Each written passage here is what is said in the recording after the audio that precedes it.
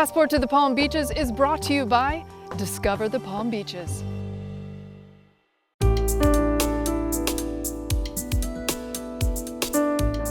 Welcome to Passport to the Palm Beaches, where we dream, discover, and explore.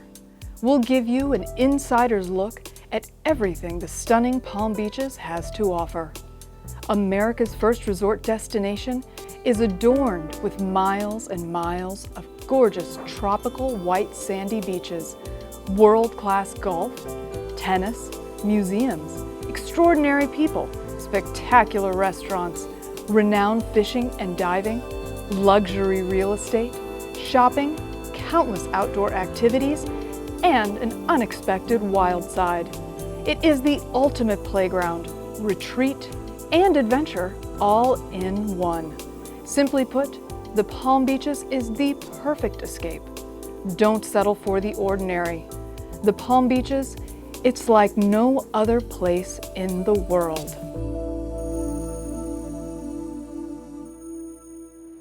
Welcome to Passport to the Palm Beaches. We're here in front of the gorgeous Colony Hotel since 1947, second home to statesmen and stars. So don't miss your opportunity to get the picture-perfect Instagram post right here at the Colony Hotel in Palm Beach Island. It's a wellness oasis on this episode of Passport to the Palm Beaches. We've got a journey to healthy living right here, including the #1 green market in the USA and an insider's look into the extraordinary Mandalay Farms experience.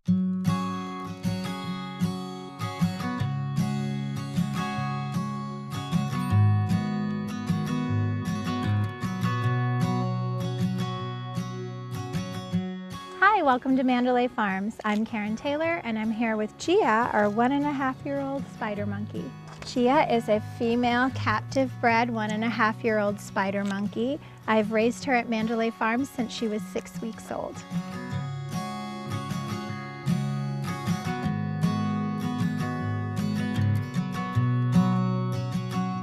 Thanks for tuning into Passport to the Palm Beaches. I'm your host, Jacqueline Journey, and it is time to disconnect from your devices and get in touch with nature. We're here with the awesome Karen Taylor. You have created this oasis in Palm Beach County, Mandalay Farms. Tell us a little bit about how you got into this. You started out as a runway model and an actress, and here you are amongst all these fantastic animals. Thank you. So it really has been a labor of love, and it's slowly evolved into what it is. We've been here 7 years now, and I started off with just 6 horses and some chickens.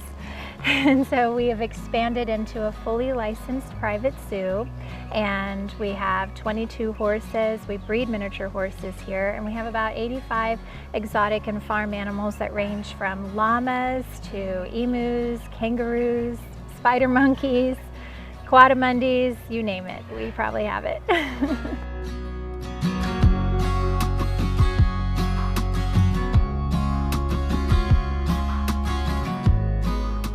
Now, this is kind of a best kept secret. You know, a lot of people in the know about it, but it's not open to the public.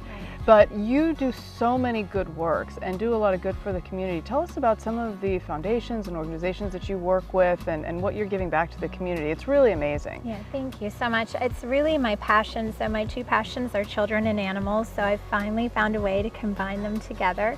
And I work with foster kids and veterans and women that have gone through domestic violence situations. And then for our general kids all across the board, including our kids with individual disabilities, we bring them in and we do our farm program and our animal education program, and really that's working with any animal. So children on the autism spectrum sometimes fixate on a particular animal, and so we're able to do that. Children with dyslexia can read to an animal of their choice, practice reading. And that's a great way to get them through, the difficulty of practicing reading again and again. So we like to support that. Our new program that I'm really excited to do is we want to train kids who have aged out of the foster care system in animal care jobs, either as a zookeeper or an equestrian groom. So we want to put them through a trained internship program here so they can go on to make money, whether they want to save up for college and do something else or if that's their career path. I think a connection to nature is really important, and I think everyone is created for connection. So the biggest misconception about children on the autism spectrum is that they don't want to connect, when actually they do. It's just difficult for them. So you can practice a lot of your social skills with animals in a safe, non-threatening environment because they're non-judgmental. You can make mistakes and they'll give you a chance and a chance and a chance. Particularly kids who are learning about personal space. We use our horses a lot for that, but really a lot of our animals are good for that. But personal space is something everyone has a different level of comfort, right? So we're teaching kids about how to read body language. It's a lot easier to have them focus on an animal and then make the connection, the parallel on their own to humans. So we don't spell it out and they seem to get the lesson better. So we talk about what each animal's personal space is and how to adjust your energy. Sometimes people are too much for someone, right? Their energy's too high. And so to be able to read that and tone it down, you can do that with horses because you can draw them and repel them with your energy. And I teach the kids how to do that. We talk about it like a superpower, but it's a superpower they take out into the world with them, which is really helpful. But we also consider the whole property, the whole environment itself to also be therapeutic, which is why we keep our property private and we're not open to the public. We don't have large crowds. Our animals are not doing back-to-back interactions. So I try to balance like their needs and also what they have to offer people, and keeping in mind that it's enriching for them to interact with new people too. And just like a mom falls in love with her husband the first time he sees them hold a child, it's how I feel when our animals connect with others.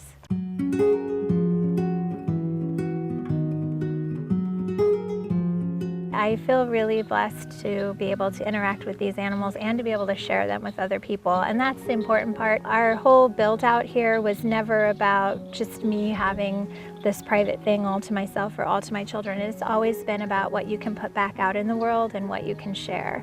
And that's a philosophy that we started our family foundation with, and that I run Mandalay Farm Zoological Society with, is that everything you're given, your time, your talents, your resources, it's never meant just for you. It's meant to be shared with the world. And I think if everyone puts what they have out into the world, it'd be such an amazing place.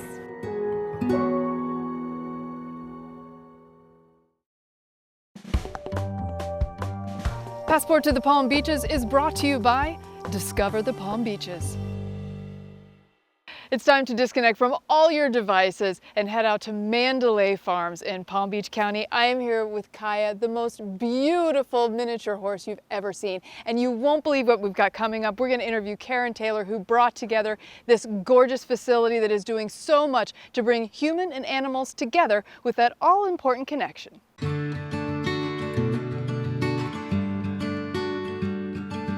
So these are our redfoot tortoises. Do you want to grab a strawberry? Thank you. So they're obviously get their name because they have these red markings on their feet. Feed that one. Wow. And they're kind of known as the Labradors of tortoises because they have such a great personality, and that's something I think people underestimate, that tortoises can have personalities. They're pretty friendly, and they start to recognize situations with people, so they know when everyone comes they're going to get some great treats and some rubs. They can feel everything on the shell, so you can actually pet them on their shell. They love those strawberries. Holy cow. Come here, you want to give the turtle some strawberry? So in here we have our sulcata tortoises. This here I believe is Delilah, and we have Samson right around over here. The sulcata tortoises are native to in the Sahara deserts of Africa, but they're very popular pets here, especially in the United States. When it comes to these guys, they don't make really good pets. It's a very big responsibility. They can grow to be over 100 pounds. Not only that, but if very well taken care of, can live to be over 100. They're hungry. All right, we're going for the daily goat walk, and the goats are on their way to get some dinner, so they are very excited.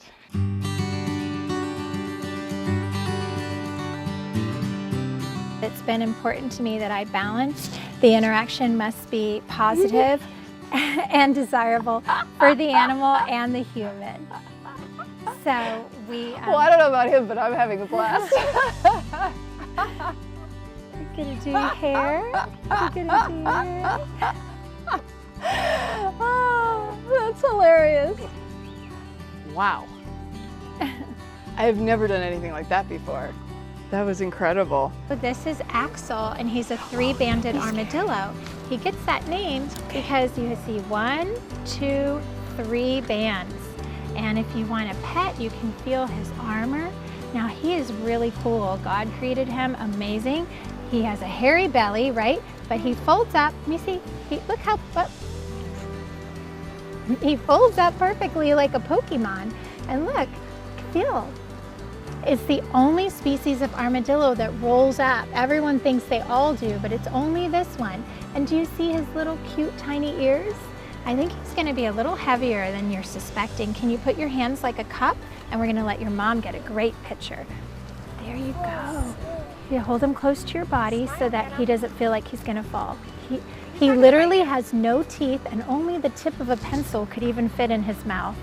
Have you known Harry since he was a baby? Yes, we've had him since he was a baby. He was syringe fed, and so he was used to being handled and loves people. And so you can see, you can really tell with the relaxed body. I mean, I've got just one open hand, you know.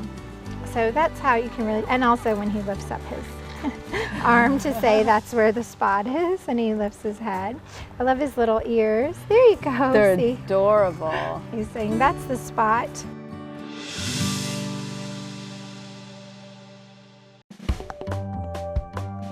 Passport to the Palm Beaches is brought to you by Discover the Palm Beaches. One of the highlights every single year here in the Palm Beaches is the Green Market in West Palm Beach. And guess what? We are #1 in the country again.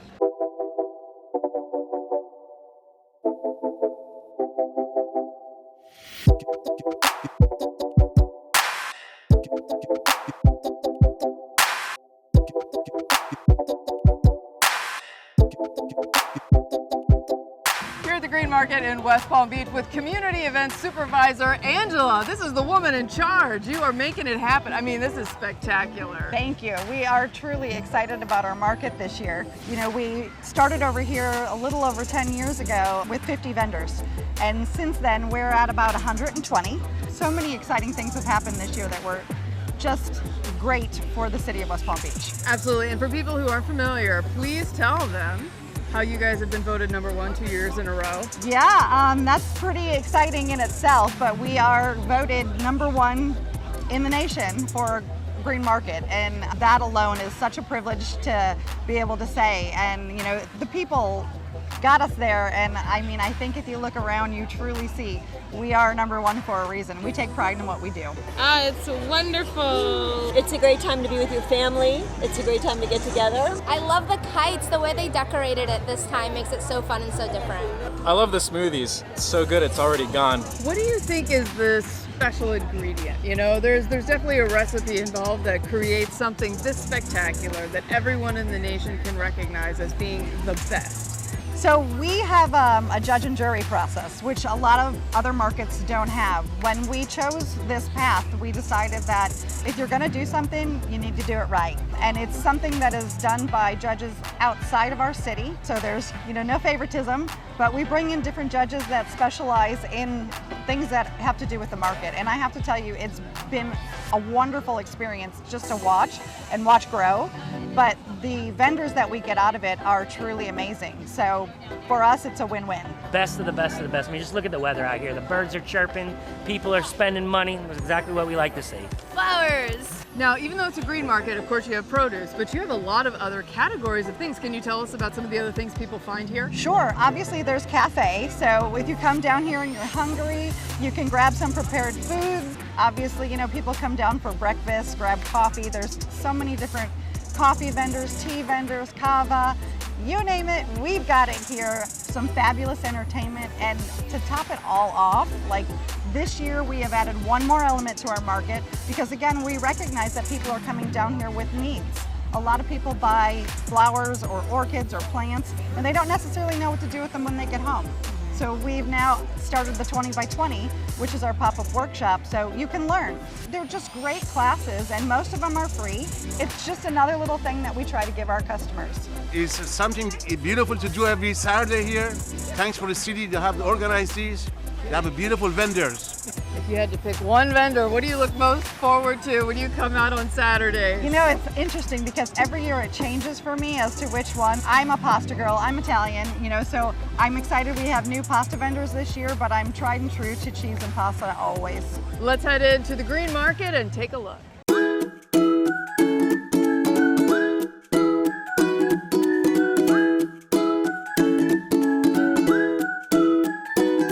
One of the highlights here at the Green Market in West Palm Beach is cider donuts. I'm here with Leslie Russell. I'm so excited to try this. I have to admit, I've never tried one before, but I've heard amazing things. You are one of the highlights of the entire Green Market. We get that a lot, yes. Well, what makes it magical really is that it's a vanilla cake batter donut, but we blend in fresh apple cider, so it makes them light and fluffy and not so dense. And then we actually let you top it with a caramel apple dipping sauce, and your world is just turned upside down. All right, the true test now. I am a donut aficionado. I love sweets, so this is exciting. Caramel dipping sauce. Oh wow, oh they're nice and warm too. That Always looks spectacular. served warm. We do actually have a box that we cool down so you can buy them and reheat them at home, because there should never be an excuse to not have cider donuts close by and on hand, right? Look, she's speechless. She can't even say anything. There is no fresher donut right now on the planet Earth than the ones we're serving right here. All right, we're here with Roy Kerr. He is a master donut maker. Yes. And been with the company over a decade, so Yes. you gotta love it. You gotta love it. Yes, it is. Here's the big challenge. I'm gonna try and do this interview without eating the donut. Yes, This is very challenging. That's because fine. they're so delicious. All right, now walk us through what is the process? Well, the process here, everything here got to be measured precisely. You can't over and you can't under. Everything just got to be right on the money. And this machine right here go up to 400 degrees. When you're running the donuts, if it's too hot, then you know, because the donuts have a different color when they comes out. Somebody got to be right here.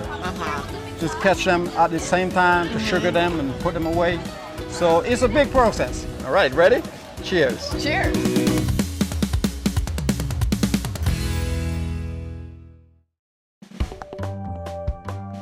Passport to the Palm Beaches is brought to you by Discover the Palm Beaches.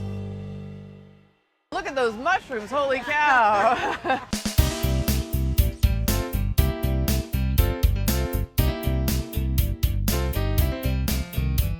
The Green Market here in West Palm Beach has some incredible vendors. This is one of them right here. These are some of the most amazing mushrooms I've ever seen, Spencer. We specialize in medicinal and culinary mushrooms. These are our gourmet varieties right here. We have a blue oyster and a golden oyster. We also grow several different types of medicinal mushrooms. We get our organic mix of oak and soy. That's what it feeds off of. We inoculate those bags with mushroom spores, then we colonize them for about 2 weeks. The mycelium starts to grow. If you don't know, the mycelium is essentially the root system of the mushroom. After about 2 weeks of feeding off of this organic base here, the mushrooms are ready to fruit. We put them into the grow room. Within a week or two, you have the fruiting body of the mushroom, which is what you see right here.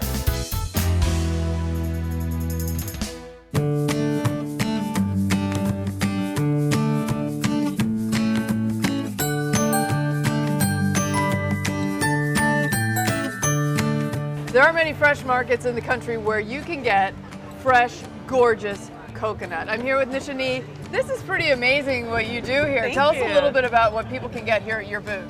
Okay, so here I have the fresh coconut. I also have a lot of tropical juices like the passion fruit or guava pineapple, tamarind. And then we have pressed juice, mango carrot, and our super greens. Okay, so inside the coconut, there's a shell, and that sits to the bottom. So I like to start from the bottom using my machete. So on an angle, give that a good whack, and just repeat that motion.